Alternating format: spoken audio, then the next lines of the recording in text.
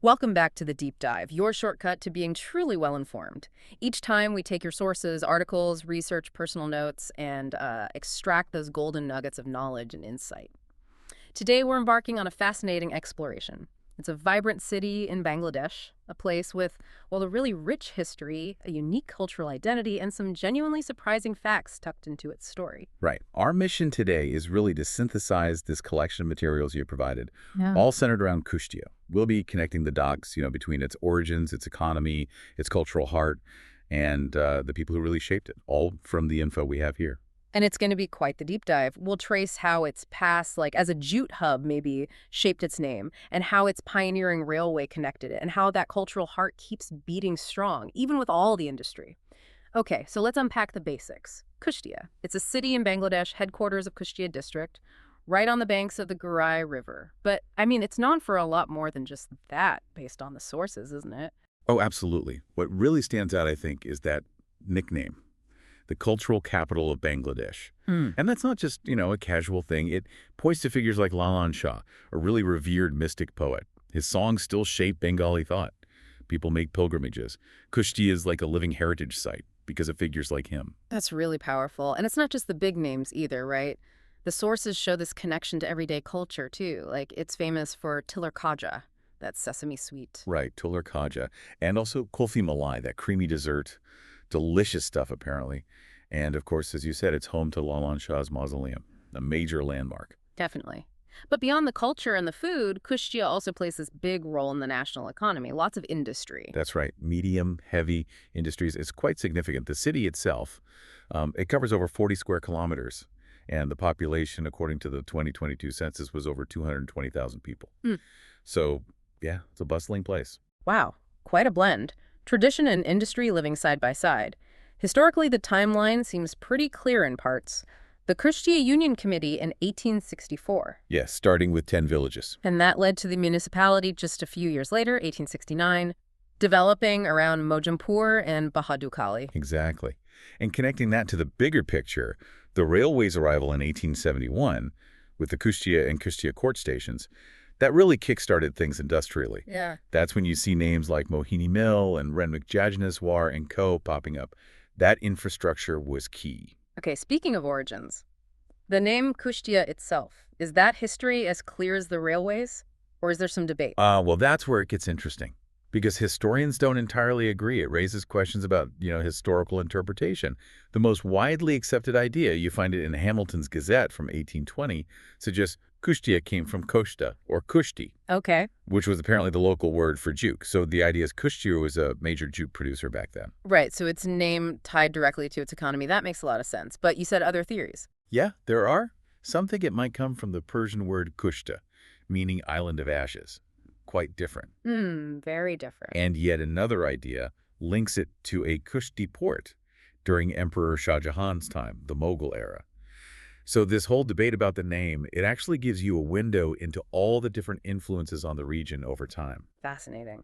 Okay, let's shift from the name to the land itself. Geography. How did that shape Kushtia? The rivers seem really central. They absolutely are. Geographically, you've got Kushtia west of Dhaka, north of Khulna, southeast of Rajshahi, pretty strategic. Yeah. And it mostly grew up around the Gurai River flowing to its north, which is a major distributary of the Padma River. Right, the Padma. And then there's the Kelaganga River branching off the Gurai, flowing to the east. So it's really defined by these waterways. And they weren't just there, right? People actively managed them. The Gurai Canal excavation in 1949. Exactly. Over 8 kilometers long, dug specifically to help the residents reduce waterlogging, expand the waterways, practical stuff. And then the Chorahas Canal later, part of that big Ganges-Kobadak irrigation project in the But mid-50s. that focus on water management, it's crucial for farming and just for city life. Huh. And connecting across those rivers today, you have the Haripur Bridge, built between 2013 and 2017. Big improvement for linking the city with areas like Haripur and Kaya. Okay. Though locally, people still use Goragat in the Big Bazaar area to cross, that older connection persists. And moving away from the water, what about roads? Clearly a transport hub there too, the central bus terminal. Yeah, the Choras bus terminal, built back in '91. It's a major node. And most of the commercial buzz happens around NS Road. Right. And it's really well connected with highways. 2 national ones, N704 and N713. The N704 linking to Janita or Rajshahi, that was upgraded recently, 2020 to 2025, to 4 lanes. Big upgrade. Wow. And the N713, the bypass road built between 2016 and 2018, plus 3 regional highways connecting to Dhaka, Rajbari, Meherpur, Tridanga. It's a network. Okay, that paints a clear picture of connectivity.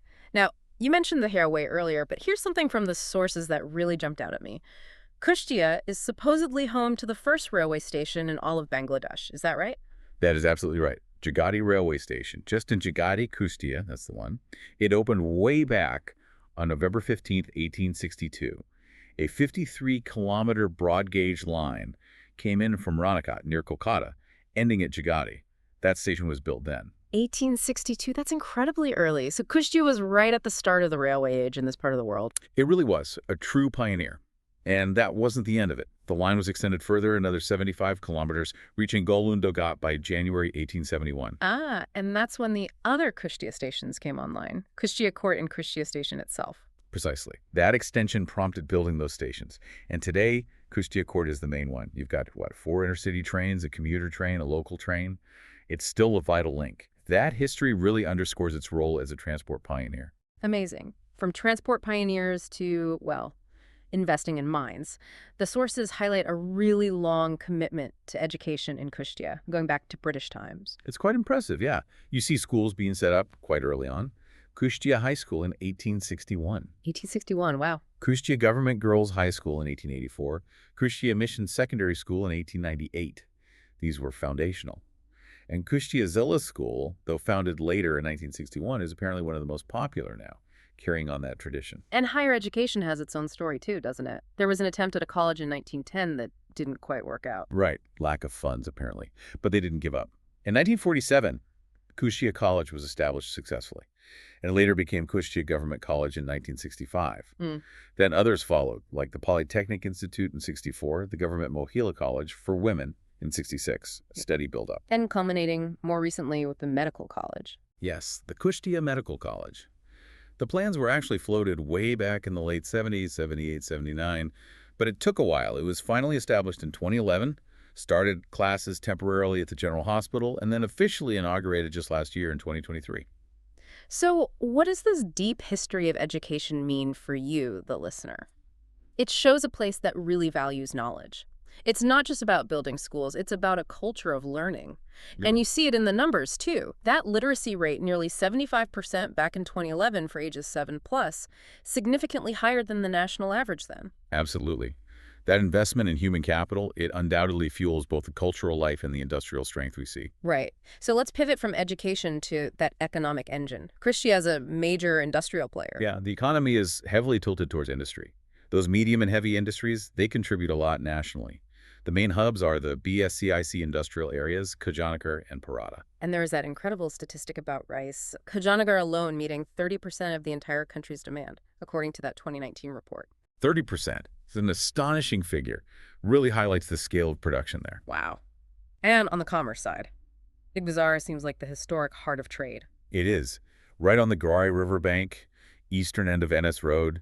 You can tell it's old just by looking at the buildings there. Right. And you still have places like Rajar Hat, the King's Market nearby on the south side, and Goragat on the north. That river connection for trade is still very much alive. Okay, so we've talked industry, culture, history. What about the people themselves and the key landmarks someone visiting or learning about Kushtia should know? Well, population-wise, we mentioned the 2022 census figure over 220,000. Looking back at 2011 data gives a bit more detail. Population then was around 103,000, mostly Muslim, about 90%, with a significant Hindu minority, almost 10%. And an interesting detail, a fairly balanced sex ratio, about 947 females for every 1,000 males back then. And the places. Yeah. The must-sees. Lalan Shah's mausoleum is obviously top of the list. Definitely the primary attraction. But there's more. The municipal building and the municipal museum give you that civic history angle. Tagore Lodge, or Kushtia Kuthibari, connects the city to the great poet Rabindranath Tagore. That's a huge cultural link. Ah, Tagore, right. Mohini Mill speaks to the industrial past we discussed. For leisure, you've got parks like Kamrul Islam Siddiq, Municipal Shishu Park, and venues like Pormal Theater, Shahid Abrar Fahad Stadium, Even the Haripur Bridge, the modern one, has become a point of interest. And with such a rich backdrop, it's no shock the sources list so many notable people. Musicians like Farida Parveen, writers like Jagadish Gupta. Academics like Abul Barkat, athletes like Animal Haq, Yeah. Khalid Hussain, the musician, Abul Ahsan Chowdhury, the writer, the list goes on. It even includes Abrar Fahad, the BUT student you mentioned earlier. It really reflects the diverse talent coming out of Kushtia. What an incredible journey through Kushtia. Seriously, from figuring out its name, its cultural capital status, to that pioneering railway history and its massive economic role today, we've really covered a lot of ground. We have. And you've seen how weaving together history, demographics, geography, all these different threads from the sources lets you build this really vivid picture of a city. These are those nuggets of knowledge that let you quickly get the essence of a place and understand it on a deeper level. So, bringing this all together, what's the key takeaway for you? Maybe it's seeing how cities evolve, how that deep history connects to today. Or maybe it's just appreciating this unique blend of culture and industry. For your final provocative thought, how do these really long-standing cultural traditions and intellectual values, like the ones so evident in Kushtia, continue to shape its path forward, its development, and maybe even how it's seen around the world?